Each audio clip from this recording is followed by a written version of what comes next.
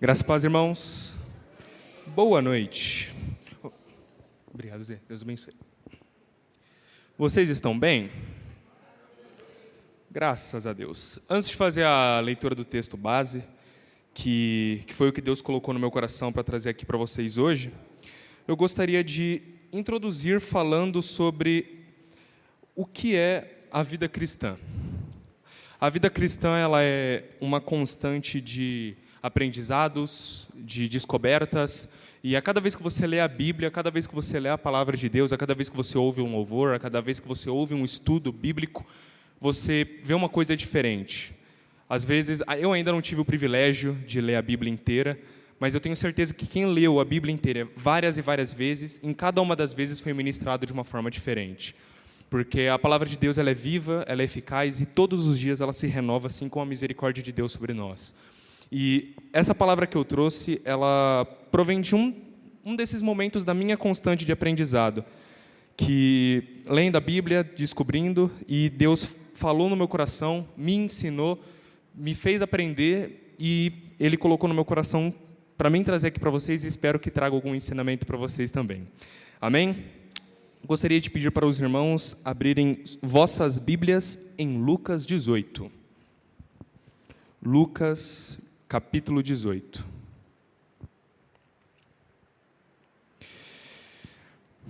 Não vou ler o capítulo inteiro, eu vou ler só alguns trechos, porque aqui em Lucas 18 nós temos 4 histórias. E eu vou falar 2 parábolas e 2 histórias, né?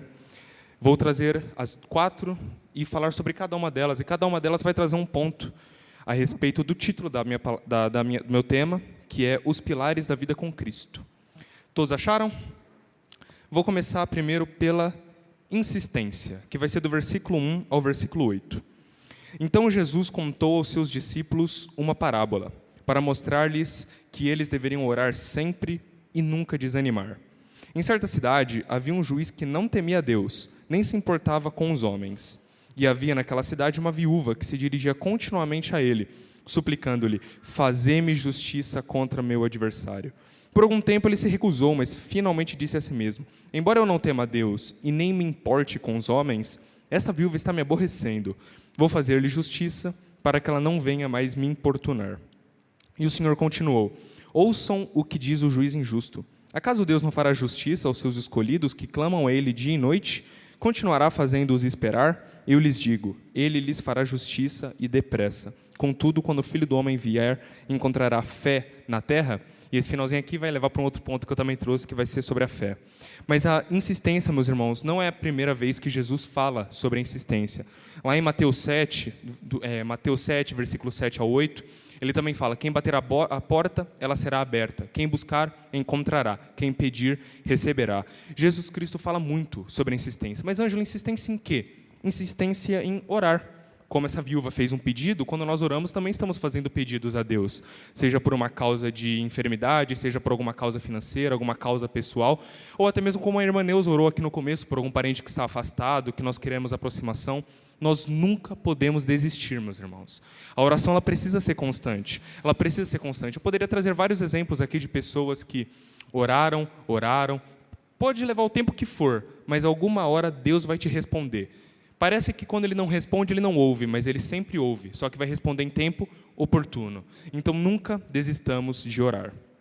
E o outro ponto é logo na continuação, do versículo 9 ao 14, que é a parábola do fariseu e do publicano. Alguns que confiavam em sua própria justiça e desprezavam os outros, Jesus contou essa parábola. 2 homens subiram ao templo para orar. Um era fariseu e o outro publicano.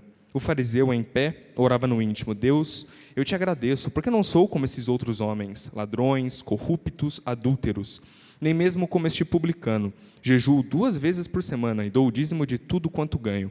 Mas o publicano ficou à distância. Ele nem ousava olhar para o céu, mas batendo no peito dizia: Deus, tem misericórdia de mim, que sou pecador.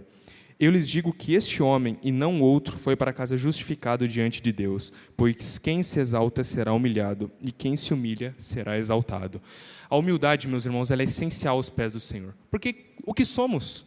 O que somos senão pecadores?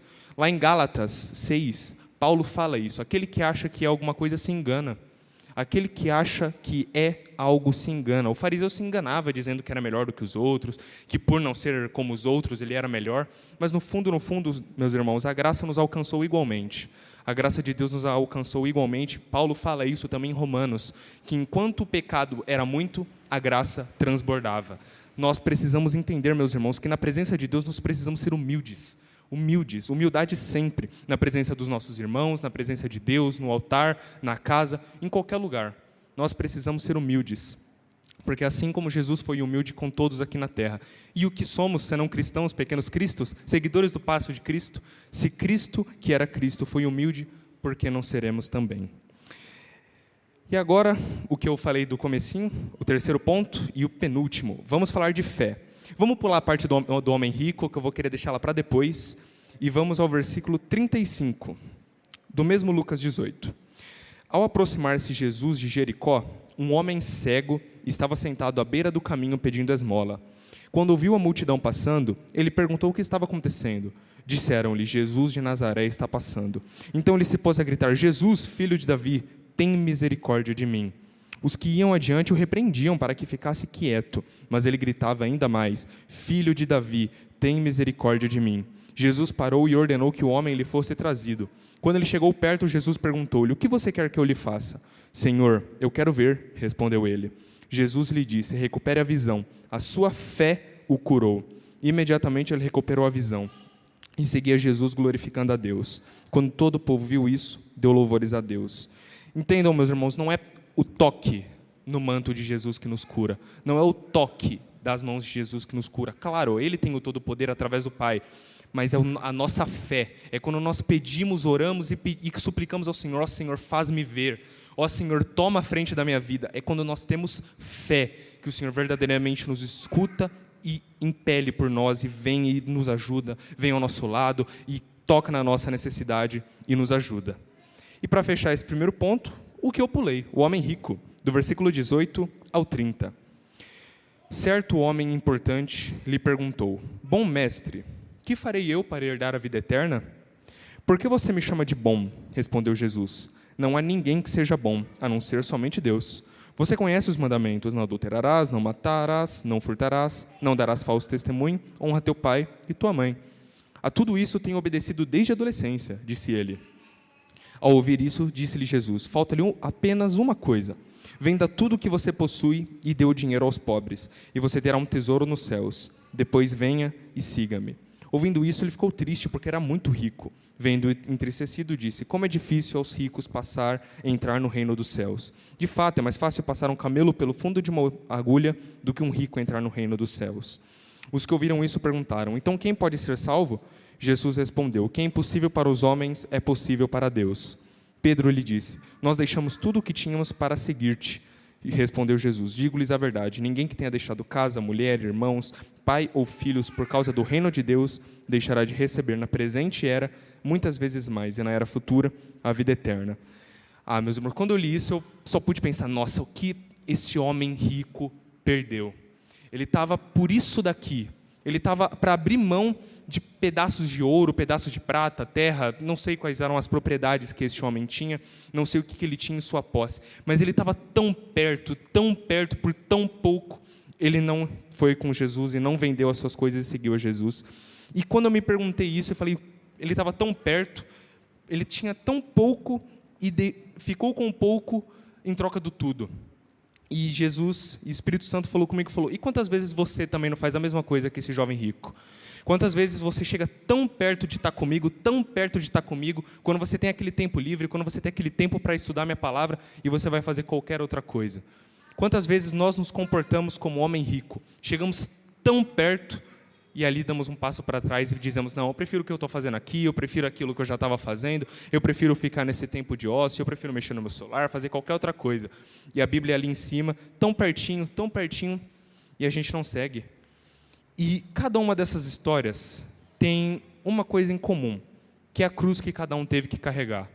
O mendigo carregava a cruz de ser cego e provavelmente depois que ele foi curado, ele começou a carregar outras cruzes, porque a vida de um cristão também é constante cruzes, coisas que nós precisamos carregar, coisas que precisamos suportar e coisas que precisamos pedir muita ajuda para Deus para nós superarmos. A viúva tinha a sua causa na justiça, o fariseu tinha a cruz da arrogância, o publicano talvez tinha as suas cruzes e devia carregar. Em todas elas, a cruz ela é ponto de intersecção, ponto comum.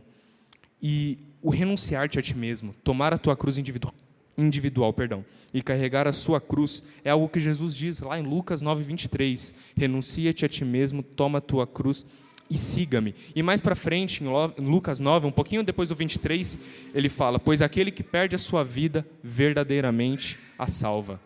O Evangelho, irmãos, ele é repleto desses paradoxos. Aquele que perde sua vida é que ganha a vida. Aquele que chora é quem é feliz.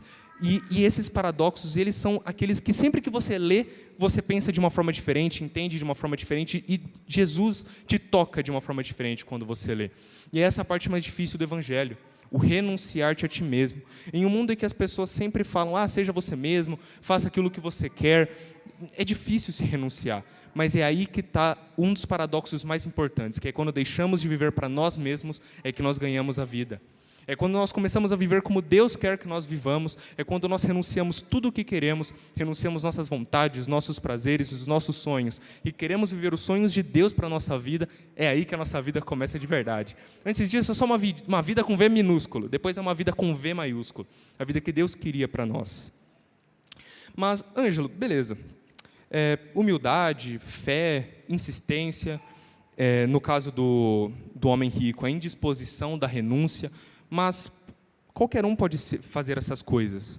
Eu conheço pessoas que não são crentes e que fazem isso.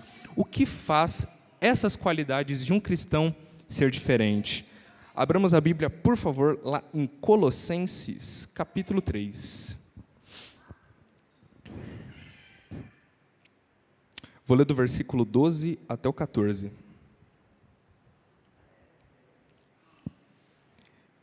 E assim escreveu Paulo: portanto, como povo escolhido de Deus, santo e amado, revistam-se da profunda compaixão, bondade, humildade, mansidão e paciência. Suportem-se uns aos outros e perdoem as queixas que tiverem uns contra os outros. Perdoem como o Senhor lhes perdoou. Acima de tudo, porém, revistam-se do amor, que é o elo perfeito. O amor, não o amor, com A maiúsculo, que provém de Cristo, ele é o elo que liga todas essas coisas, todas essas qualidades que nós podemos ter, humildade, fé, insistência, renúncia, é ela que liga tudo isso. E quando nós temos o amor como elo que liga todas essas coisas, tudo aquilo que Deus nos deu, nós não vamos ser mais humildes para a nossa própria testemunha. Eu sou humilde. Nós não vamos ter fé para a nossa própria testemunha. Eu tenho fé. Nós seremos amorosamente humildes, amorosamente com pessoas de fé, não para a nossa testemunha, mas para a testemunha de Deus. Assim como Paulo também diz, sede meus imitadores, assim como eu sou de Cristo. Nós precisamos imitar a Cristo aqui na terra. Ou seja, não precisamos fazer testemunho de nós mesmos, mostrar só as nossas qualidades, porque qualidade mesmo a gente não tem nenhuma. Tudo que a gente tem de bom vem de Deus. Então o importante do amor é isso, que nós sejamos cheios do amor de Deus, para que nós sejamos testemunhas da palavra dele aqui na terra, não testemunhas de nós mesmos. Afinal, o que podemos testemunhar de bom, se tudo que é de bom vem do nosso Senhor? E, meus irmãos, lá em Romanos, quando se trata de fé, em Romanos 4 e 5, Paulo fala sobre essa questão da fé, quando perguntado sobre a lei. E ele fala, a lei anula a fé? Não. A fé anula a lei? Também não. Mas se vocês forem ler Romanos 5, ele fala que a fé, quando ela é verdadeira, quando ela é em Cristo, ela é em Deus, a fé ela nos justifica, a fé ela nos ajuda. A fé, ela coopera com a lei, assim como a lei coopera com a fé. Porque, assim como o exemplo que Paulo dá em Romanos, Abraão teve fé em Deus, assim que ele falou, vá, sai de sua terra e te farei pai de muitas nações. Ele ainda não era circuncidado, que era o que falavam naquela época, por causa da lei da circuncisão, e ainda assim ele teve fé. Então, antes da lei de se cumprir dele ser circuncidado, ele teve a fé. E a fé que o justificou depois para cumprir a lei. Então uma coisa não anula a outra. Só que acima de tudo nós precisamos crer, ter fé. É a fé que justifica, é a fé que nos faz seguir, é a fé que nos baseia. É a fé que nos ajuda a ter todas as outras qualidades em Cristo e não em nós mesmos, porque nós somos falhos e a qualquer momento, qualquer qualidade que nós venhamos a ter pode cair por terra, porque nós estamos aqui e o Pai está nos céus. E para começar a minha conclusão e ler o texto que me fez começar a pensar nessa palavra, abramos em Gálatas 6.